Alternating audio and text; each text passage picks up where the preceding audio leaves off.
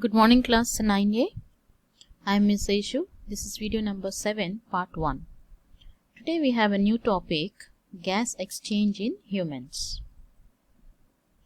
The references are in the course book page 143 to 148. So our topic is gas exchange in humans. This is the process we know that already as a respiration. So every living thing need to respire to live. So that means the process respiration is very important for each and every living thing. So we can live without food for some days and we can live without water about 7 days, but we cannot live without oxygen even for few minutes. Okay. So let us see some keywords in this topic, human breathing system. So the keywords are respiration, lungs, trachea, bronchus, bronchiole, alveoli, diaphragm.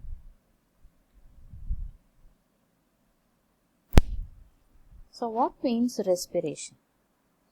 Respiration is the process of gas exchange at the lungs or tissue sites where oxygen and carbon dioxide are exchanged in the alveoli at each inhale and exhale. That is called respiration. The next keyword is lungs.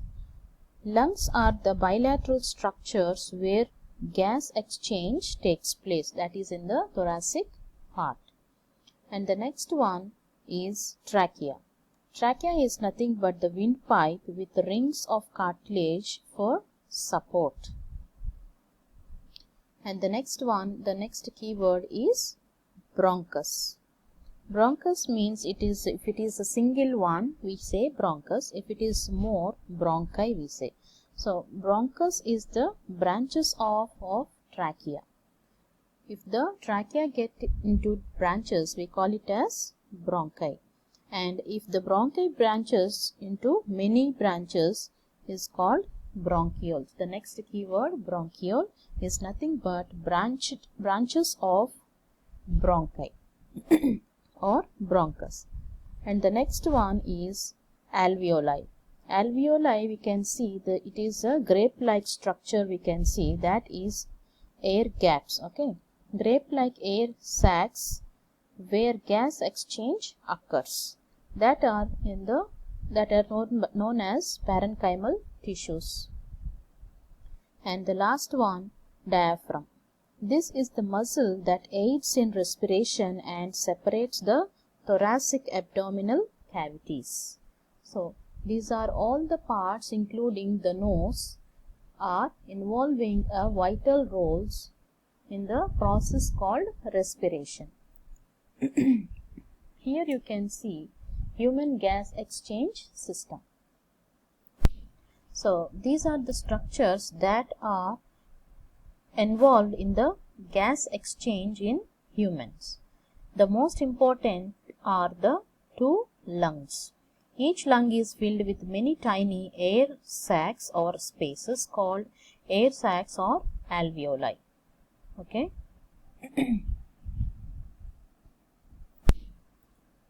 If you touch the lungs, we feel like that we touch the sponge, like a sponge. That means because we feel like a sponge because of they are filled with air spaces. The lungs are supplied with air through the windpipe or trachea. This is the trachea or the windpipe. So this trachea are made into branches called bronchus. As I told you, this is the bronchus, and this divided into many branches, small branches showing like a tree-like system, that are called bronchioles. Okay. At the end of the bronchioles, you can see in the other picture I will show you, it is having air sacs like a grape a bunch of grape-like structures, those are called alveoli. That is the place that their oxygen diffuses into the blood. So where is the oxygen diffuses into the blood? In which part? Yes, in the alveoli. Okay. So we can take the air through our nose as well as through our mouth. So in these two, nose and the mouth pipes are separated with the structure called palate. That is why we can breathe through the nose when we are eating also. Okay, there is no disturbance when we are eating for the nose to breathe in and out. But we should remember it is safe to breathe through our nose only, not through our mouth, because the structure of the nose allows the air to become warm, moist and filtered before it gets to the lungs. Hairs in the nose trap dust particles in the air. Inside the nose are some thin bones called turbinal bones, which are covered with a thin layer of cells. Some of these cells are called goblet cells, make a liquid containing water and mucus which evaporates into the air in the nose and moistens it. Before entering into the lungs, the air should be cleaned. The air should be trapped in the nose by the cells called goblet cells. There the goblet cells will be released to clean the air that we have breathed in. After that, it will be sending into the lungs. So here in the picture you can see mucus in goblet cells. This is the mucus present in the goblet cells. These cells will be trapping the air which we have breathed in, that will be cleaned by these cells. And the ciliated columnar cells, here these are the ciliated columnar cells we have present, and these are the tiny hair like structures called cilia. And this is the blue line, we call it as a basement membrane, and these are basal cells, and this is the connective tissue. The other cells have very tiny hair like structures, projections called cilia. The cilia are very always moving, and bacteria or particles of dust get trapped in them and in the mucus. So that's what I told you before. This cilia, this tiny hair like projections called cilia, and the mucus in the goblet cells will be trapped the air which we have taken inside, that will be cleaned by these cells and the cilia, because sometimes the air will be having not always the air is cleaned. So that air which we have breathed in, cleaned by the cells, goblet cells and the cilia here.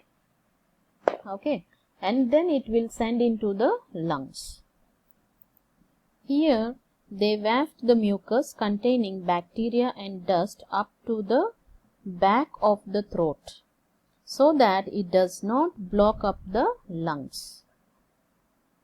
Okay, these are the cilia present all over the trachea and also the bronchi. Now open your notebook and take down the notes along with the picture. Now, the air which we have breathed in through our nose or mouth, that the air passes into the windpipe called, or we can say windpipe or trachea. At the top of the trachea there is a piece of cartilage that is known as epiglottis. This is the epiglottis. This closes the trachea and stops food going down the trachea when you swallow. This is a reflex action that happens automatically when a bolus of food touches the soft palate. Okay, this is the palate, and this is the epiglottis. This is the part which is not allowing the bolus going into the windpipe. Okay, that is nothing but the trachea. Just below the epiglottis, you will have a voice box or larynx. This is the larynx. This contains the vocal cords. The vocal cords can be tightened by muscles so that they make sounds when air passes over them.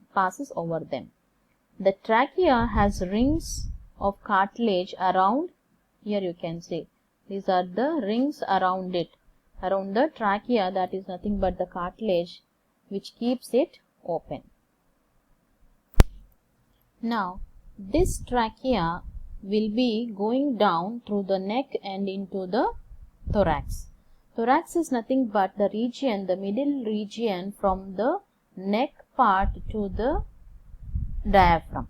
Okay, in between the region between the diaphragm and the neck part is called as thorax.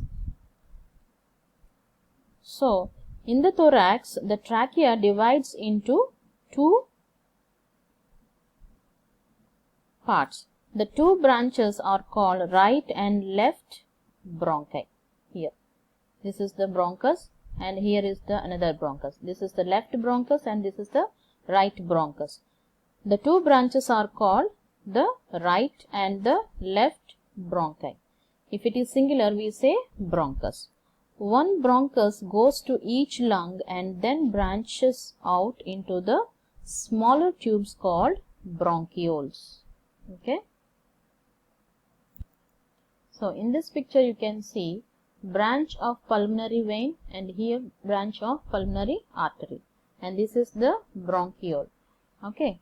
So these bronchioles are having like a grape-like structures, bunches of grapes you can see here like that. But these are, we call it as alveoli. At the end of each bronchiole are many tiny air sacs or alveoli. This is where gas exchange is taking place. Here is these are the places where the diffusion of oxygen taking place. Okay. So here the pulmonary arteries, that the blood vessels bring blood without much oxygen from the pulmonary arteries. Okay, and the blood vessels return oxygenated blood to pulmonary veins. So here you can see gas exchange in alveolus. So the walls of the alveoli are the gas exchange surface. Tiny capillaries are closely wrapped around the outside of the alveoli. Oxygen diffuses across the wall of the alveoli into the blood. Carbon dioxide diffuses the other way. Okay, here you can see the air move in and out of alveolus. The alveoli are very thin, about 1 cell thick. The capillary walls are also only 1 cell thick because each oxygen molecule has to diffuse across this small thickness to get into the blood. This is the plus point to get the oxygen molecules into the blood. They are number one system, that means they are the excellent transport system. Blood is constantly pumped to the lungs along the pulmonary artery. This branches into the thousands of capillaries which take blood to all parts of the lungs. By that, when we exhale, carbon dioxide diffuses from the blood to the exhaled part and then oxygen diffuses into the blood. So when we breathe in, the blood is in low concentration. That means blood low in oxygen, high in carbon dioxide. And when it is exhaled, the blood is having low in carbon dioxide, high in oxygen.